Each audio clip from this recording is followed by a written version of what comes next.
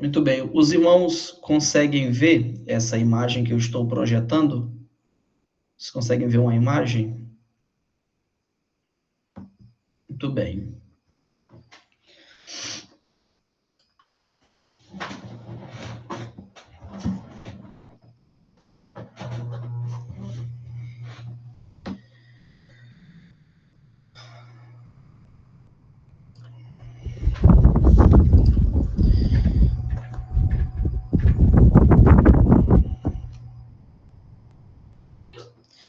Vamos lá, meus irmãos. Nós estamos iniciando mais um trimestre e o objetivo, o foco geral dessa nova lição é tratar sobre o Evangelho de João.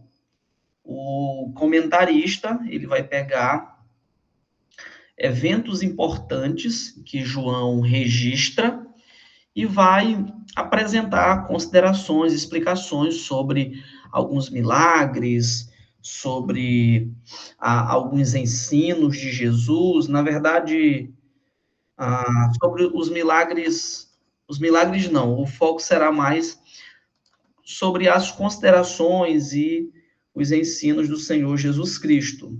E a lição de hoje, que é a primeira lição, nós vamos estar estudando o Evangelho, o livro do apóstolo João, de uma forma mais geral. Essa primeira lição é mais como se fosse uma apresentação do livro. Nós vamos tratar questões de datação, quando foi que João escreveu, como sabemos que o autor é João.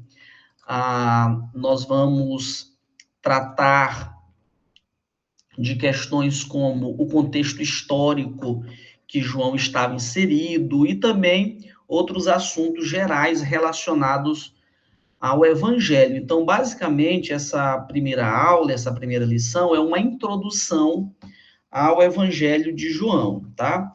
Então, já partindo aqui para a nossa lição propriamente dita, o primeiro ponto da nossa lição tem por assunto o Evangelho de João. Esse primeiro ponto ele vai tratar a autoria e data, depois vai tratar sobre o propósito do Evangelho, depois a natureza de Jesus, até o terceiro subponto, a natureza de Jesus, tá?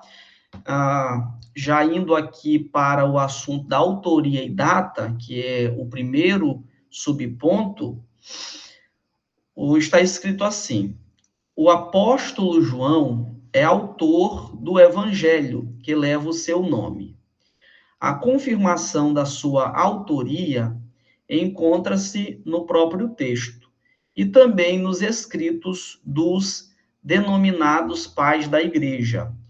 Admite-se que tenha sido escrito entre os anos 80 e 90.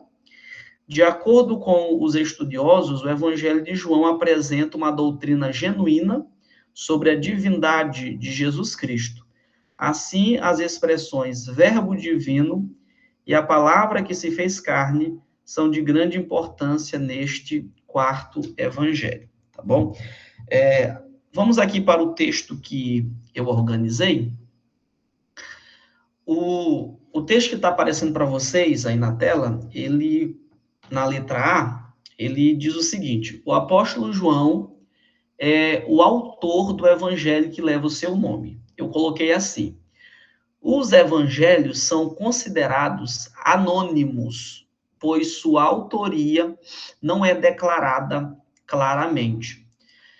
Sobre esse ponto, que os evangelhos eles são considerados anônimos, eu queria, assim, que alguém interagisse comigo agora com a seguinte questão: como nós fazemos para saber, com base na Bíblia, quem escreveu o primeiro evangelho? Por exemplo, nós afirmamos que quem escreveu o primeiro evangelho foi Mateus, por exemplo.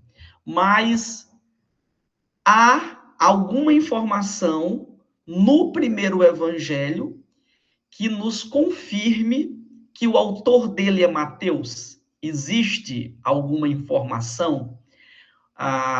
Como nós sabemos, por exemplo, que o autor do segundo evangelho é Marcos? Além das fontes externas, há alguma coisa no texto, há alguma coisa no evangelho em si que demonstra quem é o autor? Os irmãos já pensaram nisso? Algum dos irmãos poderia interagir aqui comigo falando sobre isso? Como há alguma coisa no próprio texto que demonstra a autoria, que fala alguma coisa sobre o autor? Pensar nisso é importante, porque não é diferente com o Evangelho de João. O Evangelho de João, da mesma forma, ele é um evangelho anônimo, da mesma forma. Anônimo em qual sentido? No sentido de que o autor não se identificou claramente. É nesse sentido que eu estou dizendo que o evangelho ou os evangelhos, eles são considerados anônimos nesse sentido, porque não há ali uma clara descrição, uma auto-identificação por parte dos autores. Algum dos irmãos poderia interagir comigo falando sobre isso? Há alguma coisa que os irmãos já leram no próprio texto dos evangelhos que poderia ser usado para mostrar quem é o autor? Como nós sabemos que o primeiro evangelho que escreveu foi Mateus, ou que o segundo foi Marcos, ou que o terceiro foi Lucas e que o quarto foi João? Cadê vocês? Fique à vontade, João Nilson. Boa noite, a paz do Senhor a todos os nobres irmãos, amigos aí. Olha, partindo da leitura do texto, a gente até poderia dizer pelo estilo, né? Mas essa particularidade com os evangelhos é mais difícil. Se tivéssemos falando das cartas, né? Nós temos um estilo mais explícito ali, por exemplo, o estilo paulino, né, de escrita, de argumentação, seria mais fácil. Mas minha reflexão é complicado da gente descobrir, a não ser que seja pelo um estudo externo, de fontes externas, fica mais difícil, principalmente nos evangelhos. Quando se trata das cartas, nós já temos os evangelhos, né, para dar alguma base, né, para a gente saber os estilos dos escritores, ou então o próprio evangelho de Lucas, Atos dos Apóstolos, pode nos ajudar, né, sobre ele. Mas eu creio, né, minha opinião, que no texto em si não tem como a gente descobrir quem é o autor. Muito bem colocado. Essa é a dificuldade. Os irmãos que estão aqui podem dizer assim, não, mas eu sei quem escreveu foi Mateus. Nós temos essa certeza porque está lá no início, né? No início do Evangelho está escrito Evangelho, segundo escreveu Mateus. Mas quem colocou aquilo não foi Mateus. Os evangelistas não colocaram aquela identificação lá no início. Quem colocou foi o tradutor da Bíblia. Nesse caso, a maioria das Bíblias foi traduzida por João Ferreira de Almeida, então ele foi quem colocou. Então, ele quem concluiu, com base em fontes externas, que eu vou mostrar aqui, que o autor dos evangelhos foram aqueles que aparecem lá. Mas, originalmente, o escrito, ele não levava o nome, não tinha essa descrição. Talvez vocês podem, assim, achar isso estranho, né? Mas por que a pessoa que escreveu o evangelho não colocou o seu nome? Porque as pessoas da época sabiam que era ele. Por exemplo, imaginem que eu, que estou conversando com vocês agora, escrevesse uma carta e anunciasse para vocês. Todo mundo sabia que eu sou o autor da carta, mesmo que eu não colocasse o meu nome. Se eu dissesse, pessoal, eu vou escrever um estudo bíblico sobre o Evangelho de João e vou colocar lá no grupo. Mesmo que eu não coloque meu nome lá em cima, mas vocês saberão que eu sou o autor do texto. Mas as próximas gerações que tiverem acesso ao texto não saberão quem é o autor. Justamente aconteceu isso com os evangelhos. O público original sabia quem eram os autores, porque eles viviam no mesmo tempo, mas as próximas gerações já perderam aí essa informação.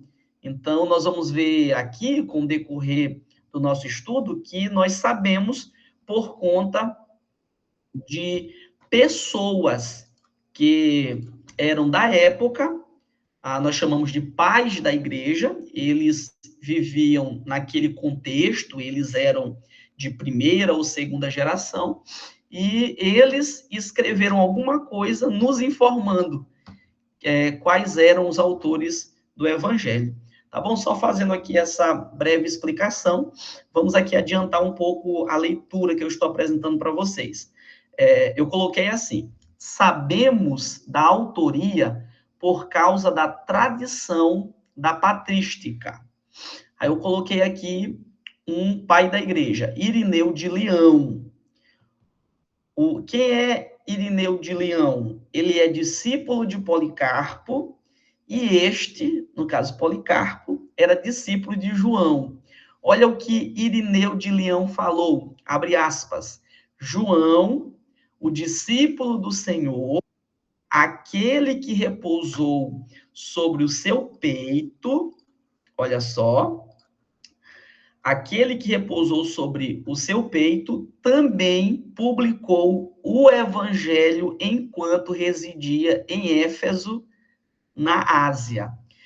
Observem, nós temos alguns registros muito antigos, registros a partir do 2º século, de pessoas que conviveram com os discípulos dos apóstolos, e essas pessoas foram as responsáveis por nos informar quem escreveu os evangelhos. Se nós não tivéssemos os escritos desses crentes lá do início, da igreja antiga, nós não saberíamos com clareza quem são os autores dos evangelhos. A gente ia ter o mesmo problema da epístola aos Hebreus.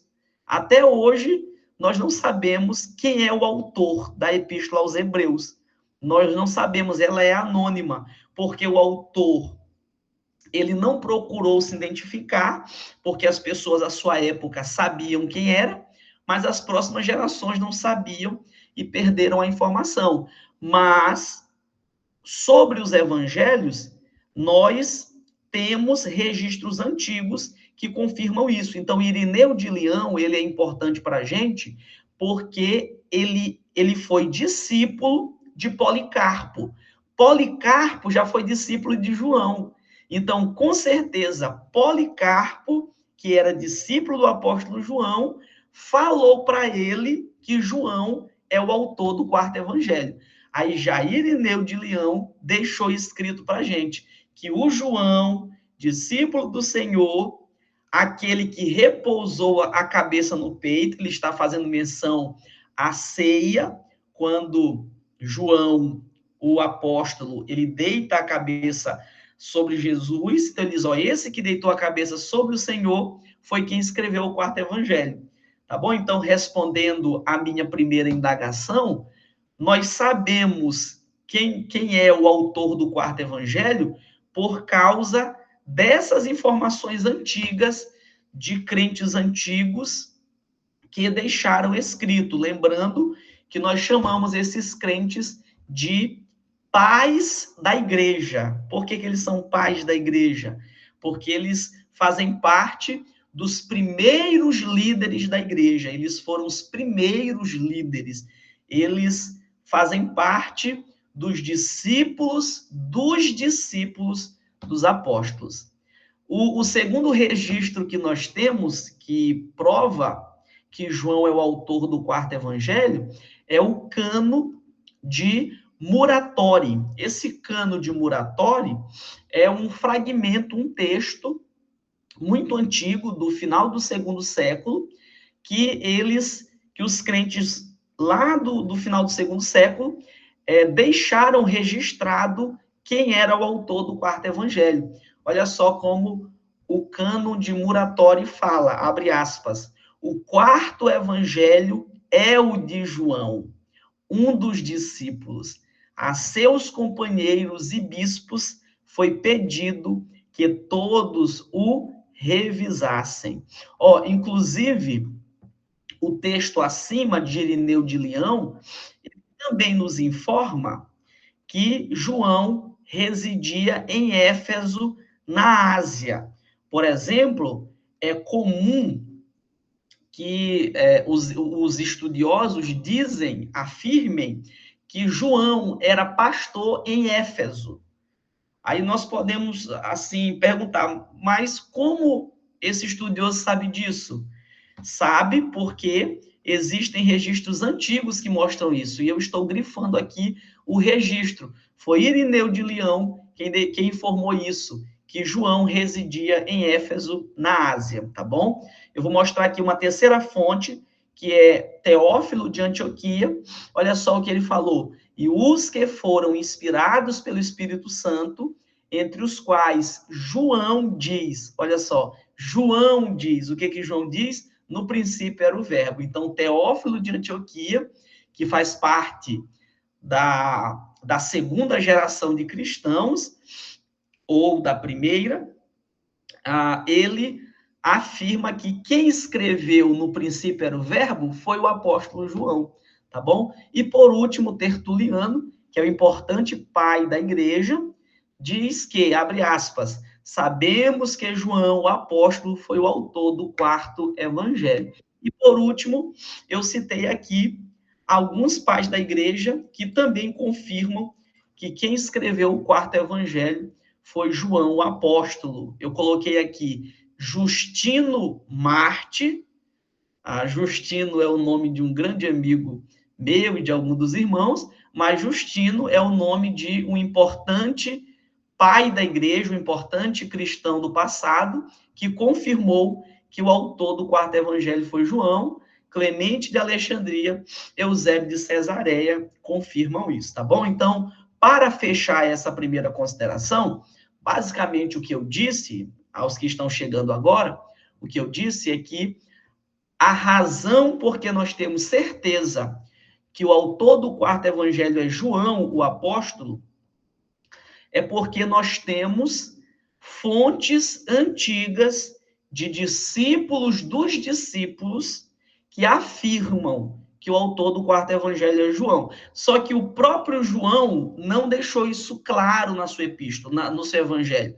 João não faz como Paulo. Paulo, ele diz, eu, Paulo, servo de Jesus Cristo, chamado para ser apóstolo. Paulo, ele se identifica, ele dá detalhes, mas os evangelistas não. Eles só registram a história de Jesus. Eles não estão preocupados em se tornar conhecidos. Então, se nós não tivéssemos esses registros antigos, nós nunca saberíamos com certeza quem é o autor de cada evangelho. Mas hoje nós sabemos com certa segurança por causa desses registros antigos, tá bom? Algum irmão que está aqui nessa aula ficou com alguma dúvida sobre a importância dos pais da igreja, por que é importante recorrer aos pais da igreja, qual a relevância deles? Meus irmãos, nós temos registros, por exemplo, nós temos Policarpo. Policarpo, ele escreveu algumas cartas. Policarpo foi discípulo de João. Olha que coisa interessante. Você ter um escrito de alguém que andou com João, de alguém que foi discipulado por João, de alguém que ouviu as pregações de João. Então, aquilo que essas pessoas escreveram, os discípulos dos apóstolos escreveram, é muito importante para a gente, porque nos ajuda a completar essas informações que nos faltam hoje, tá bom? Lembrando que o nome técnico que nós damos para essas pessoas são pais da igreja. Se os irmãos quiserem aprofundar esse estudo, pesquisem depois no YouTube. Os pais da igreja, que os irmãos vão ter muitas informações, vão aprender sobre muitos outros pais da igreja. Outra coisa, esse material que eu estou usando aqui, eu postarei no grupo. Vou colocar lá para que os irmãos tenham o material para estudo posterior ou usar até na própria aula. Algum irmão ficou com dúvida sobre a importância dos pais da igreja para a autoria de João? Senão, eu vou avançar um pouco mais.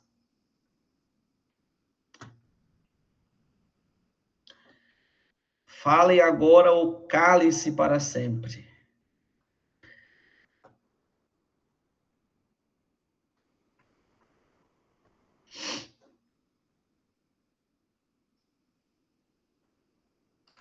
Muito bem. Mesmo você não presta nem para abrir a câmera para me olhar a cara de você, né? Eu fico falando aqui igual um besta, só olhando para essa webcam. Eu não sei nem se vocês não estão dormindo e eu estou sozinho aqui me batendo. Mostra a cara de vocês para me olhar para mim, pelo menos saber que eu não estou sozinho nesse mundo, que eu não fui abandonado. Não fui abandonado nesse mundo.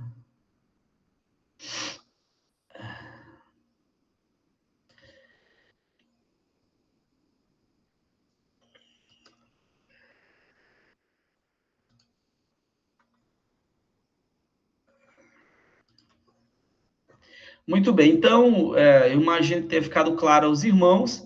Vamos agora para a próxima evidência. Vamos ver agora que é possível, pelo menos com o Evangelho de João, observando no próprio Evangelho, é possível nós conseguirmos chegar à conclusão de quem é o autor, ainda que João não tenha se identificado. Agora eu quero que vocês acompanhem comigo em suas Bíblias. Vamos todos abrir agora no Evangelho de João, capítulo 21 e versículo 24. Evangelho de João, capítulo 21 e versículo 24. Peço que vocês abram comigo. Nós vamos ver agora uma evidência interna que mostra quem é o autor do quarto evangelho. Evangelho de João, capítulo 21 e versículo de número 24. Eu peço que algum dos irmãos leia, por favor, para repreender o sono, para que vocês acordem. Agora é hora de aprender.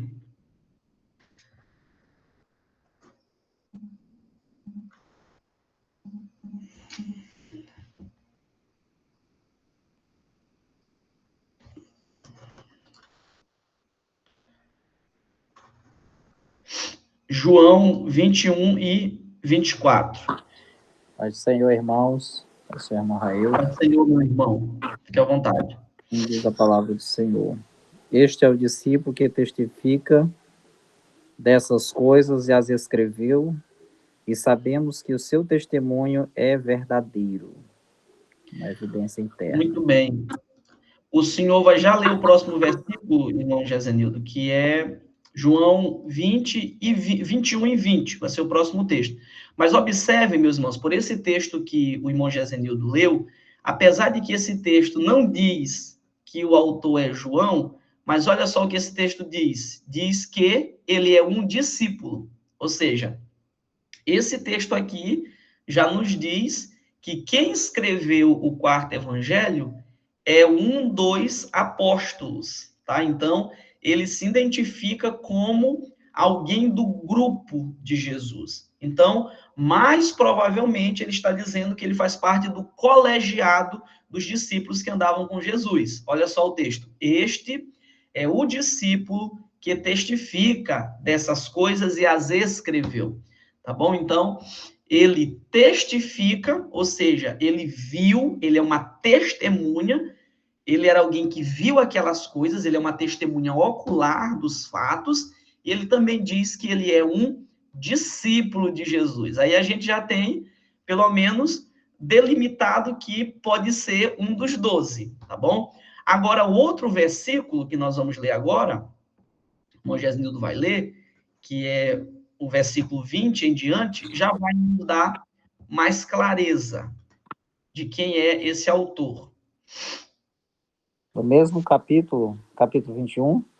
Você vai ler só o 20, versículo 20 em diante.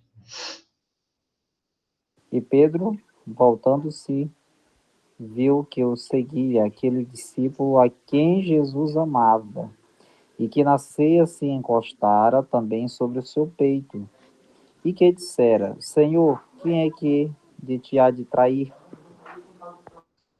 O irmão Jasnildo, até aí, por exemplo, até esse momento que o senhor já leu, observem que o texto diz que Pedro está falando com Jesus sobre uma pessoa. Pedro está falando com Jesus sobre um discípulo que Jesus amava.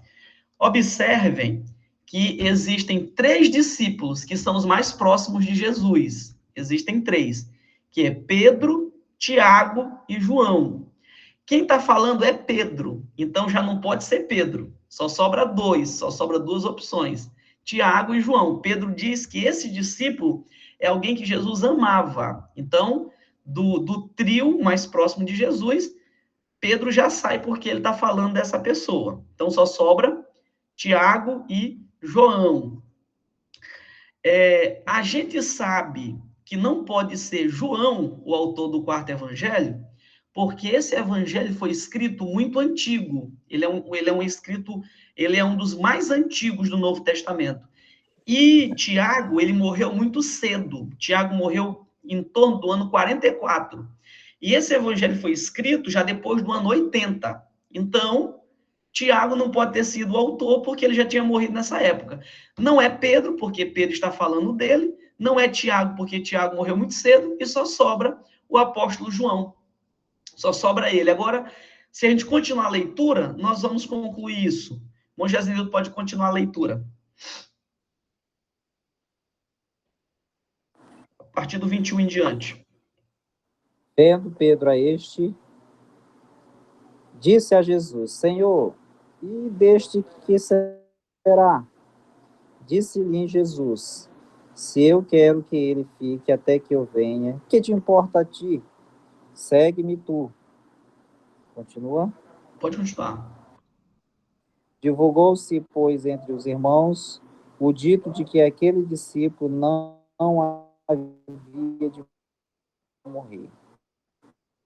Jesus, porém, lhe disse que não morreria, mas se eu quero que ele fique até que eu venha, que te importa a ti?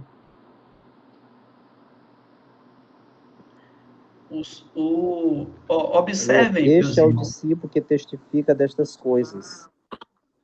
Muito bem. Essa aqui é a parte que eu quero que vocês observem. Pedro está falando do discípulo amado. E o verso 24 diz: Este é o discípulo que testifica dessas coisas e as escreve. Então, o autor diz que ele é o discípulo amado. Eu disse para vocês que o discípulo amado não pode ser Pedro, porque Pedro está falando do discípulo.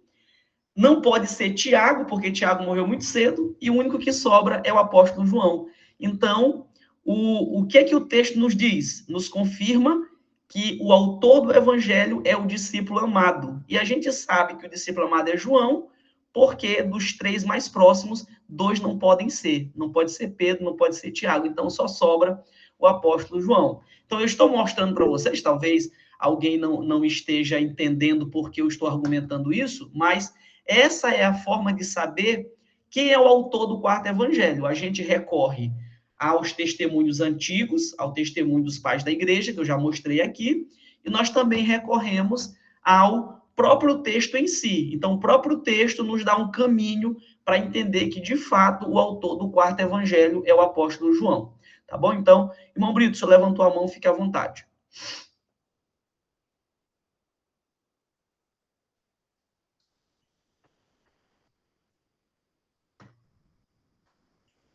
Tá fechado o seu áudio, meu irmão. Pronto, pode falar.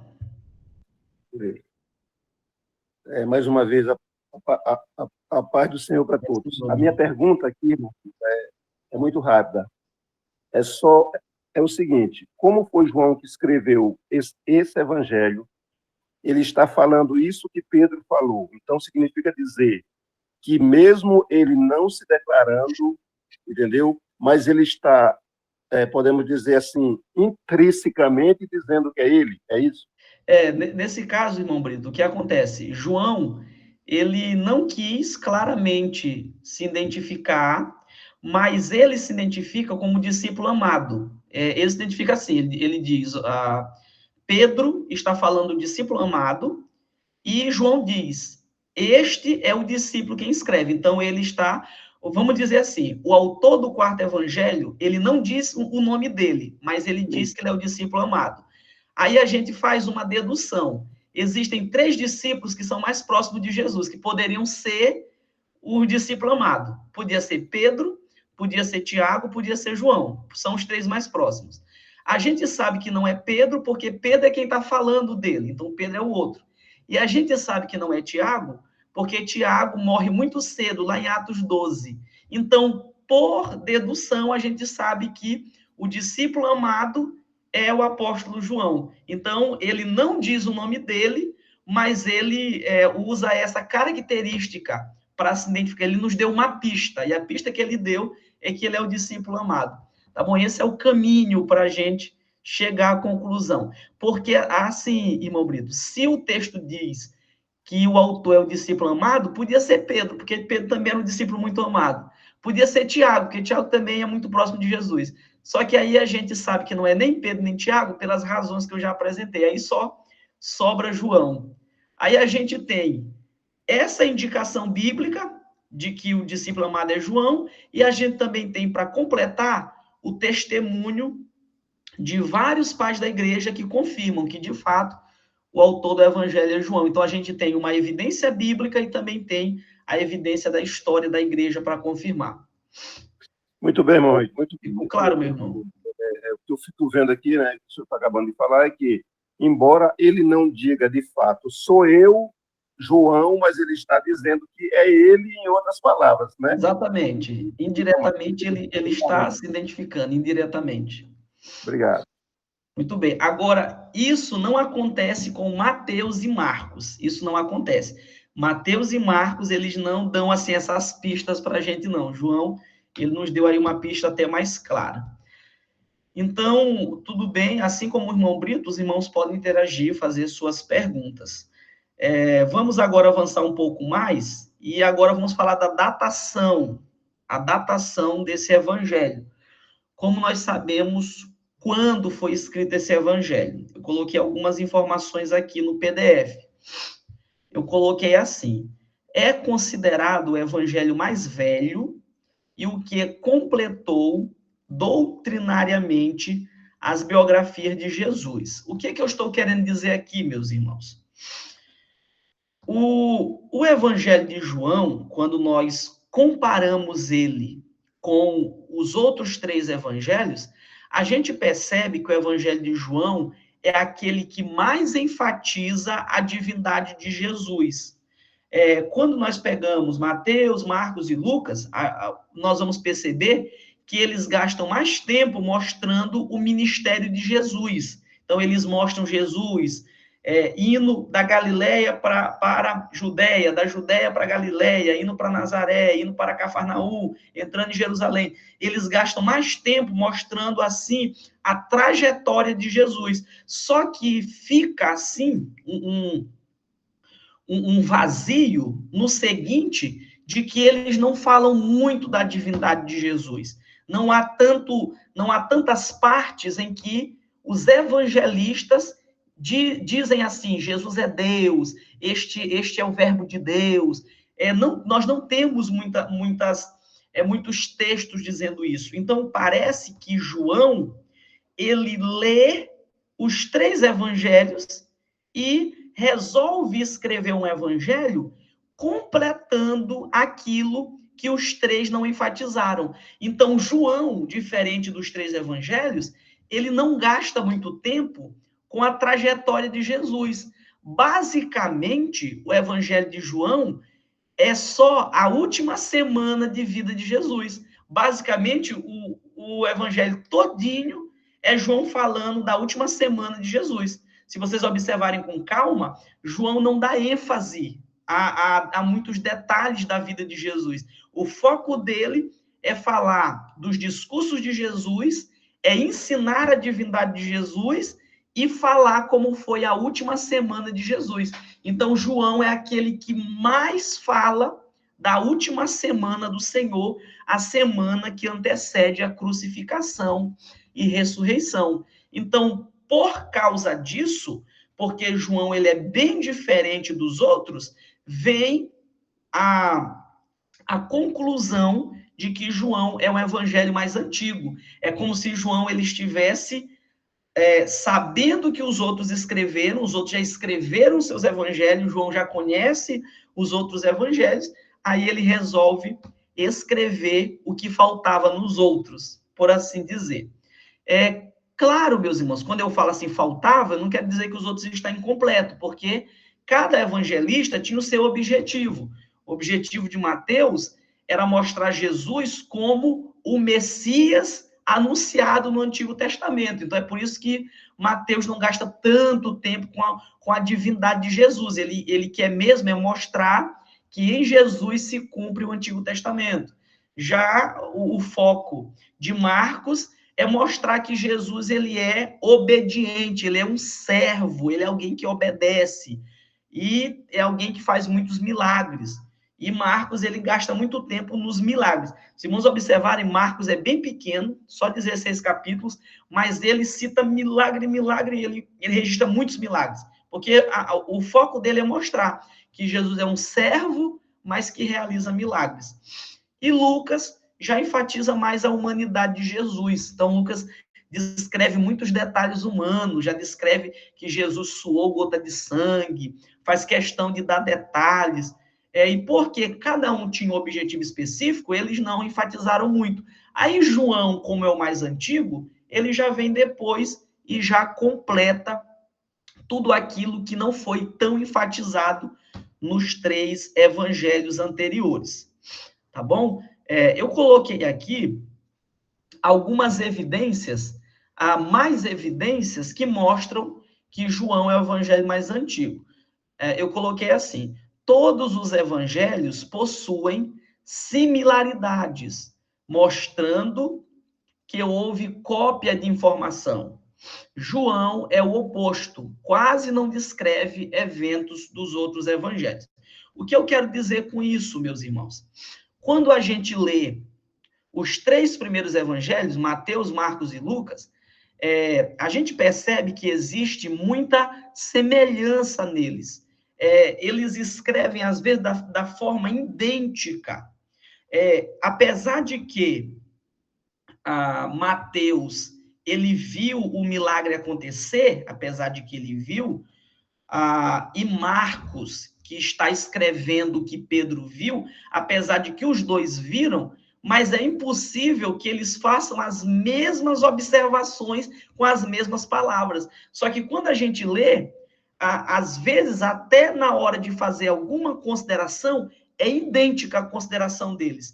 Por causa disso, os estudiosos concordam que os evangelistas também pegaram um dos outros informações. Provavelmente o evangelho mais antigo a ser escrito foi o de Marcos, provavelmente.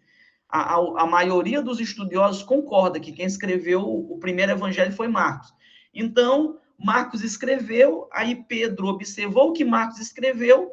Quando quando Mateus foi escrever o evangelho dele, ele pegou alguns detalhes de Marcos, alguns detalhes. Então, assim, é possível perceber isso. Eu não posso explicar muito, porque não é o foco, mas é possível perceber isso, que há muita semelhança nos escritos dos 3 evangelhos. Mas João é muito diferente de todos. João, o que João fala, nenhum dos 3 pega. Nenhum dos 3 escreve o que João escreveu. Então, por isso, por João ser muito assim autêntico, por João ser muito exclusivo, falar coisas que ninguém mais falou, daí vem a conclusão que João seja o mais antigo. Como João foi o último a escrever, os 3 primeiros evangelhos não pegaram detalhes de João. Eles só pegaram entre si. Mateus, Marcos e Lucas pegaram entre si. Mas João, ninguém pegou deles, porque ele foi o último a escrever, tá bom? Eu não posso, assim, explicar em detalhes essas questões, porque aí a gente não vai conseguir trabalhar bem o assunto, aproveitar o tempo. Então, de forma resumida, é isso. Deixa eu avançar aqui mais um pouco.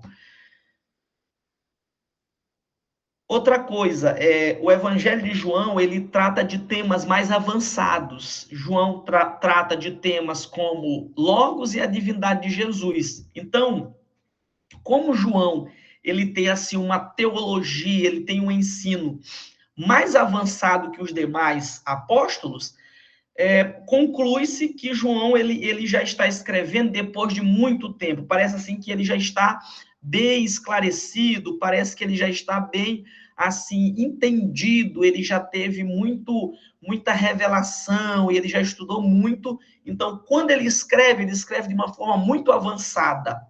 Ele faz explicações muito assim sofisticadas.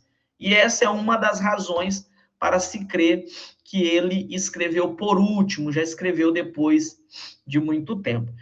Meus irmãos, deixa eu só dar um aviso para vocês.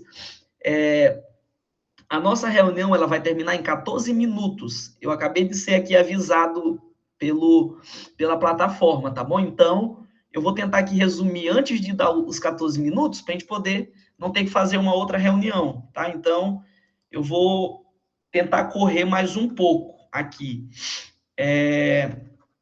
Sim, deixa eu falar um pouco agora sobre as características do Evangelho. Vamos agora para esse tópico. As características do Evangelho de João.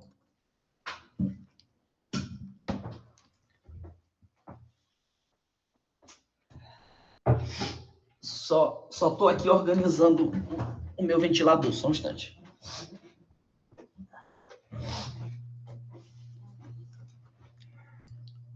Muito bem, vamos falar agora sobre as características do Evangelho de João. Está aparecendo para vocês aí o texto.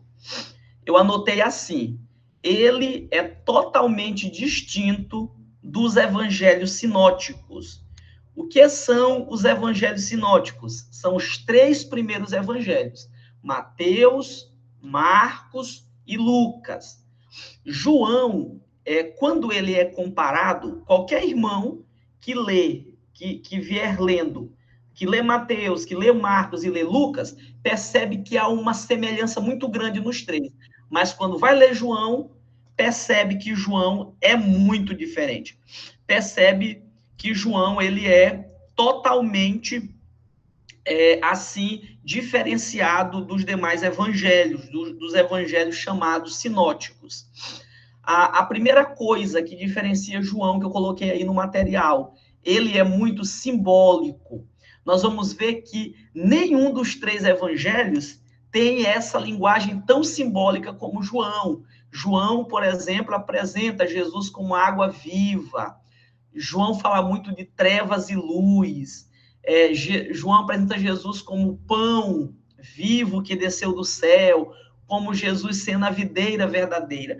Parece que os outros evangelistas, eles não fazem questão de registrar as falas de Jesus mais simbólicas. Eles quase não registram isso. Mas João, ele tem uma preferência. Ele faz questão de registrar as coisas simbólicas que Jesus Cristo falou. Tá bom? Então, vamos ver agora a outra coisa, a próxima coisa. 2.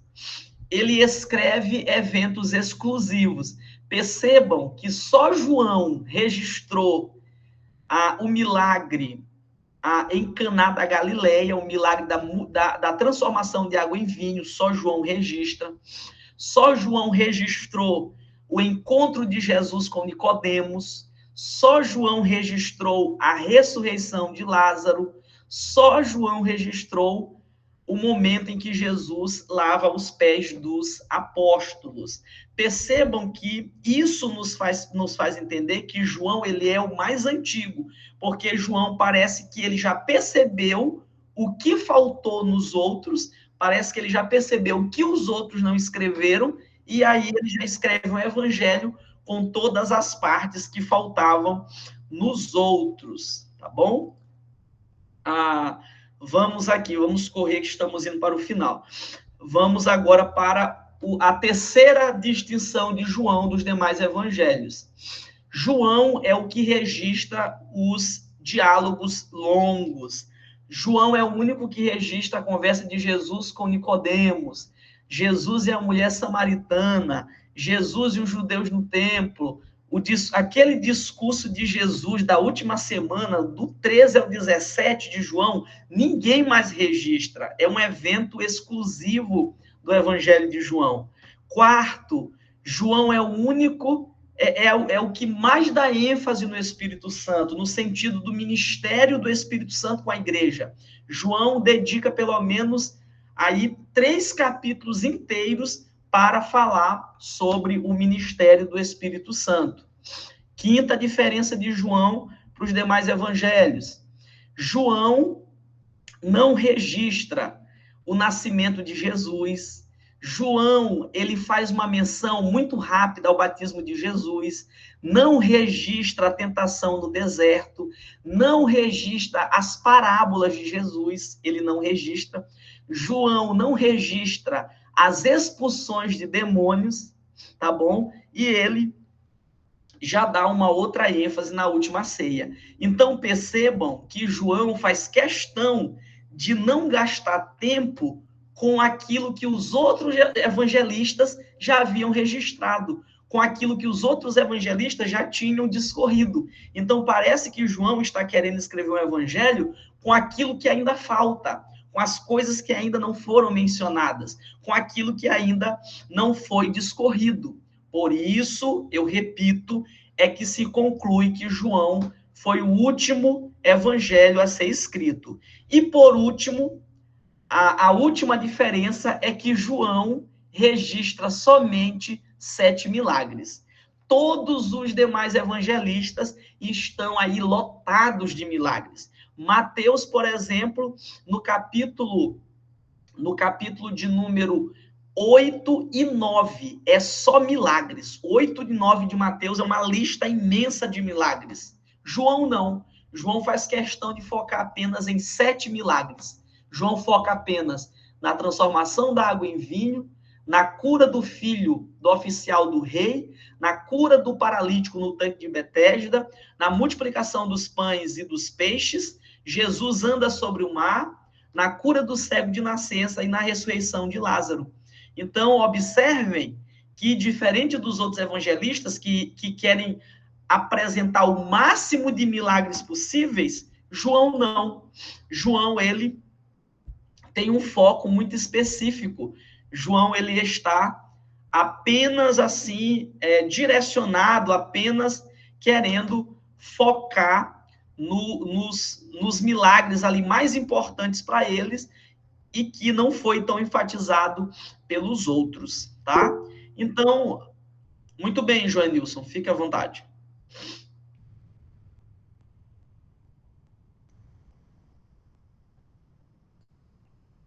Meu irmão, fique à vontade, o seu áudio está fechado.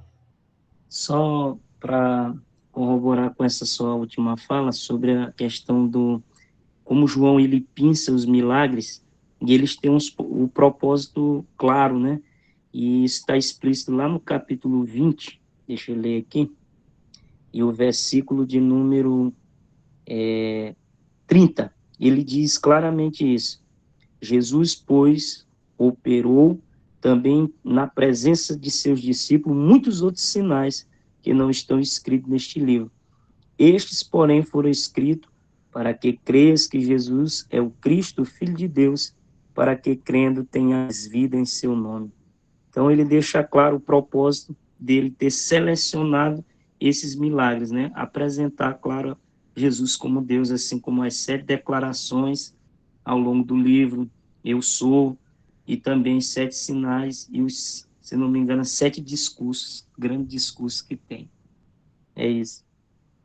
Muito bem, então, como afirmado pelo nosso irmão, João, ele está ali, o objetivo de João é apresentar apenas poucos milagres, porque ele tem um objetivo específico, que é fazer as pessoas crerem que Jesus é o Filho de Deus. Então, João, ele foca apenas nos milagres mais essenciais para o objetivo dele, diferente dos outros evangelistas que parece que querem enfatizar só o poder de Jesus. Aí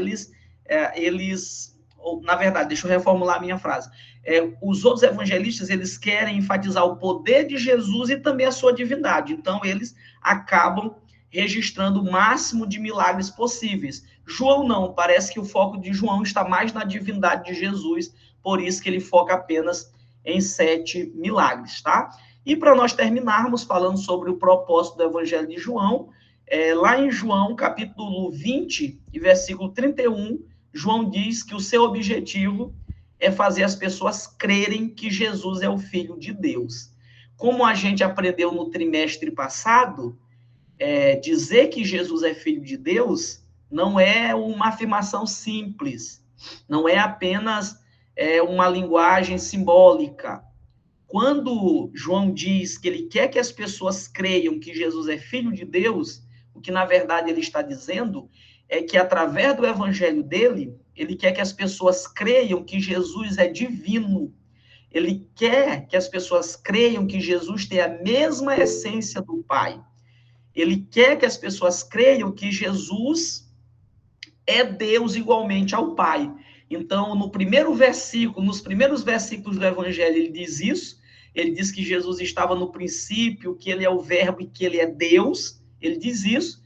E durante todo o Evangelho, ele está tentando provar isso, que Jesus é Deus, tá? Então, o grande propósito do Evangelho de João é enfatizar a divindade de Jesus. Diferente de Lucas, que quer enfatizar a humanidade, ou de Mateus, que quer enfatizar o messiado de Jesus, João não, ele está especificamente focado em provar a divindade do Senhor Jesus Cristo. Fabrício, fique à vontade. Pai Senhor, meus irmãos, Pai Senhor, professor Railton. Railton, o senhor corrobora com a ideia de que o Evangelho de João foi escrito para dar uma resposta ao gnosticismo que estava assolapando a igreja na época? Excelente, irmão Fabrício. Com certeza, eu concordo e isso fica mais claro quando João escreve a primeira epístola. Meus irmãos, deixa eu só falar uma coisa. O nosso tempo ele está terminando, então, se durante a minha fala a reunião fechar, já acabou a nossa aula, tá bom? Então, se fechar durante a minha fala, você já sabe que terminou tudo. Só respondendo a pergunta de Fabrício, de fato, João, ele está querendo que as pessoas creiam que Jesus é Deus, ele quer isso, e ao mesmo tempo ele quer acabar com a heresia do gnosticismo, que estava ali assolando a igreja.